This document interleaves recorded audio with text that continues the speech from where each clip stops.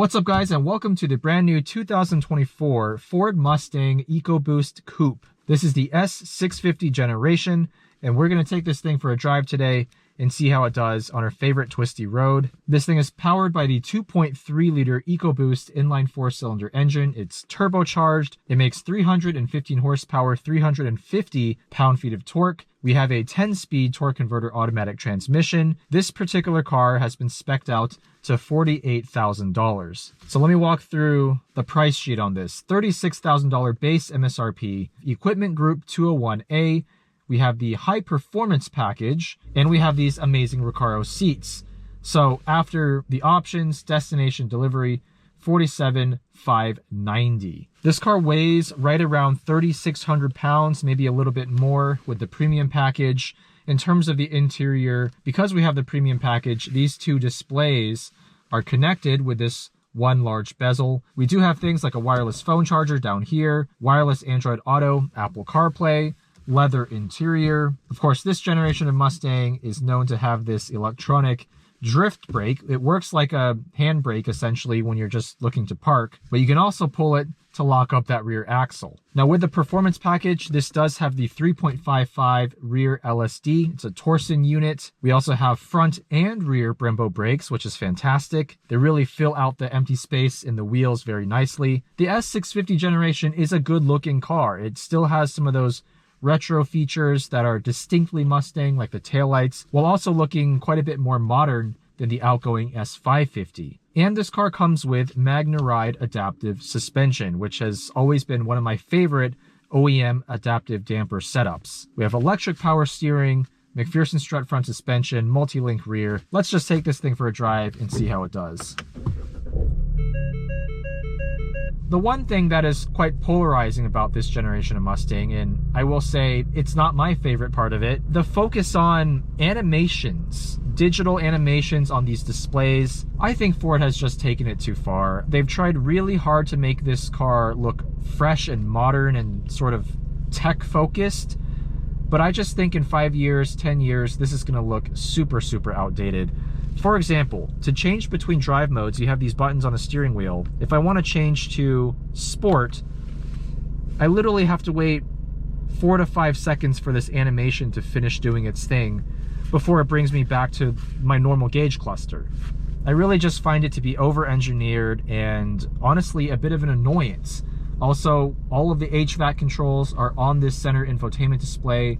It's really not ideal, and if you want to change in custom driving mode any of your individual drive settings, you wait for this, and then you got to go to custom mode, use the touch screen to change all the settings, which might as well get this out of the way right now. We'll go track for the engine, track for the dampers, track for steering, and we have a valved exhaust, so we'll go track for that as well.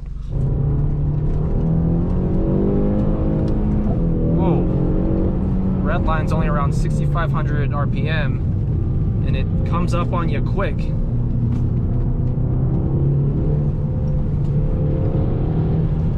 Now there's a bit of a leak from this driver's side window. This car has less than 6,400 miles. That's not great. So during right-hand turns, you just hear wind noise. And I guess going in a straight line also, that's actually really annoying.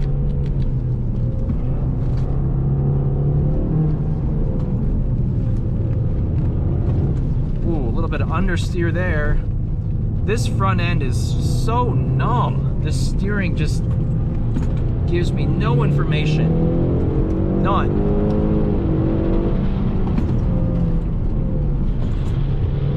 Brembo brakes feel pretty good. This transmission is average at best. The shifts aren't as smooth as you might expect for a torque converter. They're relatively quick, but sometimes it denies you the downshift, even though you should be able to based on your RPM.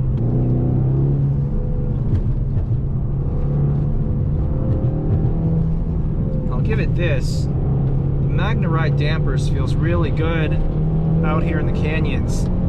I've been daily driving this car for a few days, and on the street, even in comfort mode, it's a little firm. It's a little harsh, I would say. But out here in the canyons, they make a lot of sense. See, it won't downshift, even when I'm at 4,000 RPM. All right, first gear.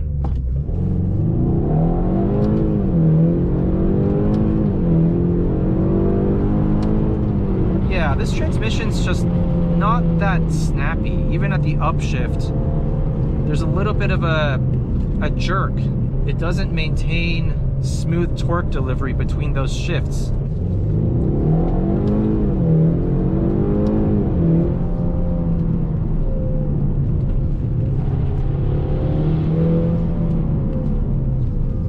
Another denied downshift, come on. And again. Won't let me get into second. And that's with these very close gear ratios too. It's not like if I shifted down from third to second while I'm at 4,000 RPM, it would not over rev the engine by any means. So I don't understand that. The steering has good weighting in track mode, but there's just no feedback. Doesn't load up in the corners. No chatter about the road surface coming through the wheel. A little bit of understeer even with these summer tires. A little bit of rotation there.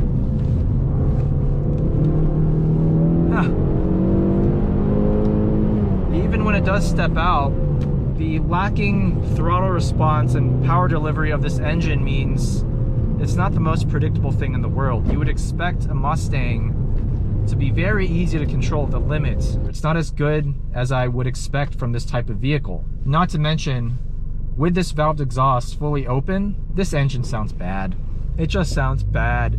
Even by 4-cylinder turbocharged engine standards, it sounds bad. It's a bit droney and raspy. It's not a quality sound, and definitely not what I want a Mustang to sound like, because again, I think this car looks great from outside. It looks like a proper pony car, but when you pair it with this 2.3 liter, it's just not congruent with the overall expectation that one might have when looking at the S650 generation Mustang. Now that's not new to the S650. Even the S550 generation had an Ecoboost Mustang with a 4-cylinder, but it's still worth reiterating. I would not purchase a 4-cylinder Mustang, especially at $48,000 as this one is equipped. At 36 grand, maybe, but at 48, that's getting too close to Mustang GT territory. Not that I love the S650 generation GT either, but at least you get an enjoyable manual transmission and that glorious V8 engine. So the pros for me, the suspension, the MagneRide dampers are fantastic for hard driving, although they aren't ideal for daily driving. I'll give them a pass though, because they are so good out here. And the brakes, the Brembo brakes are fantastic. And the third thing I love is these Recaro seats. Absolutely amazing, bolstering while still being comfortable. But at the end of the day, all three things that I love about this car are not manufactured by Ford. They're manufactured by MagneRide, Brembo, and Recaro. So this Ecoboost Premium Mustang is relying on other manufacturers to make it any good at all. All of the core Ford components, not impressive. The overall handling and cornering performance isn't bad, but that isn't enough for me to be able to recommend this as a driver's car.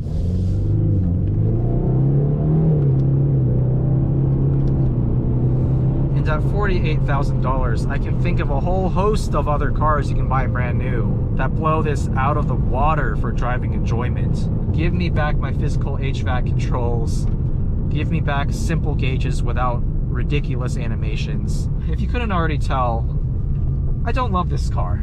But either way, shout out to Ford for trying to make this car different. At least they're bold enough to take risks. Thank you guys for watching, and I'll see you in the next one.